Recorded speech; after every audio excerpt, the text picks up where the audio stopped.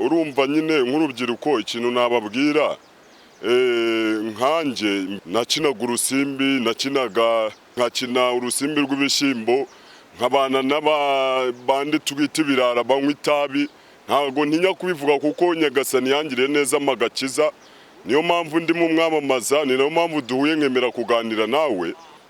Ariko mbere nkishaka kwirwanirira njya mu ndaya nywa n'izo nzoga, nta buzima nari mfite, ndetse nari mbayeho nk'umuntu wihebye, mbese ndi ikirara, nari ikirara kuko ntabwo natinya kuvuga ko najyaga kwa Kabuga, ariko nkajya bitewe n'ingeso mbi z'uburara. Ntabwo njya mbeshya iyo ntanga ubuhamya, kwa Kabuga nagiye inshuro umunani, ariko nza gufata icyemezo bitewe n'uko nabonaga ubwo buzima atari bwo. Ni bya bindi urubyiruko twishyiramo nyine, ugasanga tufite imyumvire y'ubuzima, dushaka kuba mu buzima, ariko ugasanga ubuzima dushaka kubamo buri hejuru y'ibyo dukora. Noneho ugasanga urifuza kwambara inkweto y'ibihumbi 100 kandi nta n'ibihumbi 50 winjiza ku kwezi. Ubwo buzima rero nabubagamo, nkashaka kwicira inzira mu bundi buryo ntakoresheje amaboko. Ntabwo natinya kuvuga ko urwo rusimbi narukinaga ari mu buryo bwo gushaka inzira z'ubusamo, nta nubwo natinya kuvuga ko wenda nuko guteka imitwe kwesikoroka abantu.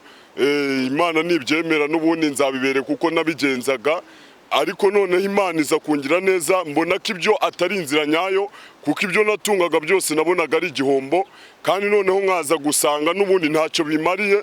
Ndababaza abantu nkagenda nikandagira, ariko ndavuga ati wapi ibi ntabyo. Urumva nabashaga nibura nko gufata nk'ibihumbi nka 200, 300, ariko ugasanga n'ubundi nukuyasindira ntacyo amaze.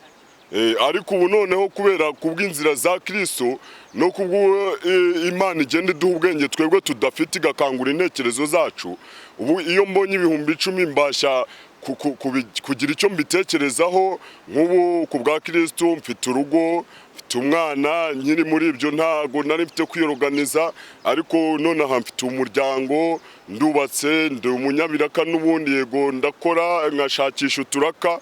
Ariko iyo mbashe kubona nk'ibyo bihumbi 10 Imana yanshiriye inzira, mbasha kubigeza mu rugo nkahahamo ubwo bugari, nkahama ako kawunga, tukabasha kurya nyine tugashima Imana, ariko mu nzira nziza zo kuba narakuye amaboko mu mufuka, nkemera gukorana na Kristo no kugendana nawe.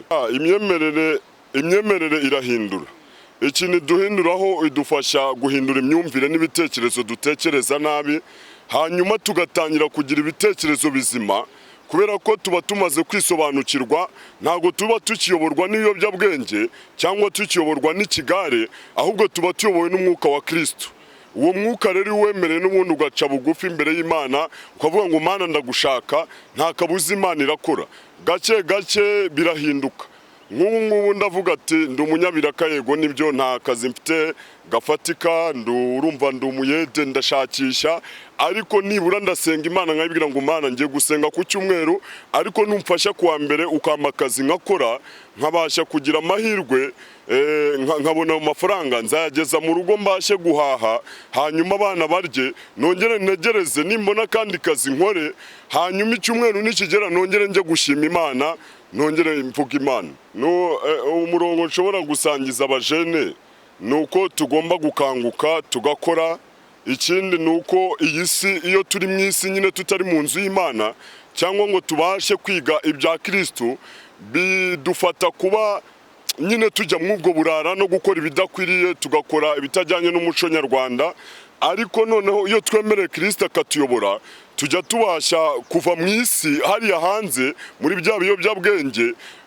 Ngewe kubw'agakiza hanze mpabara nko muri Egiputa n'ubundi, kuko ni mu bucakara bwa Satani. Ariko iyo twemereye Imana tukavuga ngo tuje mu rusengero, tuje gukizwa, Imana igihindura ibyanze guhinduka. Ntago mbabeshya kuko mu mujyi wa Kigali benshi baranzi Kanombe niho mvuka, nitwa Dusingizimana Derisa, ariko ryare risa baza kurihinduramo Derisa, mwirangamimerere mbibona gutyo ndabyakira, nakabaye narapfuye. Nanjye ubwanjye umutima wanjye wajya gumbwira ngo ariko ubundi waziyahuye ko ntacyo umaze, ubundi ubona umaze iki? Nk'ubwo ndi kwa Kabuga nasohoka nkabona ubuzima buranze, naravuga ngo ariko ubundi waziyahura ko mbona ntacyo maze kubaho. ariko Kristo amaze kunsanga anyereka ko ndi umuntu, nongera nigira icyizere cyo kuba. Hari ijambo rivuga ngo nzahesha imigisha imirimo y'amaboko yanyu. Iryo jambo rero iyo turigendeyeho kandi akongera akatubwira ngo wa munyabutewe ngo genda wigire ku kimonyo, bituma ngo genda wigire ku kimonyo ngo gihunika ibyo kurya muki, urumva, hanyuma mu minsi isanzwe nyine kigashakisha. N'ubuvuga ngo iyo twigiye kuri Kristo nyine tubasha kumva ko nawe icyo adukangurira ni ugukora. Ntago adukangura gusinzira no kumusenga gusa, ahubwo adukangura kuvuga ngo muhaguruke mukore, nanjye nkore mahesha imigisha. Iyo bibaye byiza rero ajya aduha imigisha akayinyuza no mu bantu, ariko iyo migisha duha ntago tuyinyanyagaraho ngo tuyishore mu nzoga n'itabi, ahubwo duharanira gukora icyateza umuryango imbere n'icyateza itorero imbere, n'icyatuma abandi nkatwe tubakangurira kuvuga ngo bave mu byaha bashake Kristo. Ariko ikibabaje n'ubundi urubyiruko rw'iki gihe kubera ko kutamenya gutekereza neza no kunywa izo droge, bituma n'uguhaye akazi abona ko ugakoze nta mwete ufite, kubera ko ibitekerezo ufite nubona amafaranga ntabwo uraza kuyabyaza umusaruro nk'uko biteganywa nka guteza imbere, ahubwo biraza gutuma uyajyana mu kabari, noneho nuyanywera wowe utangire kwiganyira, uvuga ati noneho ubu se ndajya gukora akayo maze icyumweru nkora nayanywereye, usange noneho uko kwiganyira kwawe bitumye akazi utagaha umwanya cyangwa ngo ukubahe. Ariko nanone icyo nabashishikariza, iyo usenga habaho kuba ibyo ubonye utagomba kubitesha agaciro, ako kazi wakabona ukakubaha kandi ukagakora ugakunze ugatungana, Imana ikabasha kukugira neza.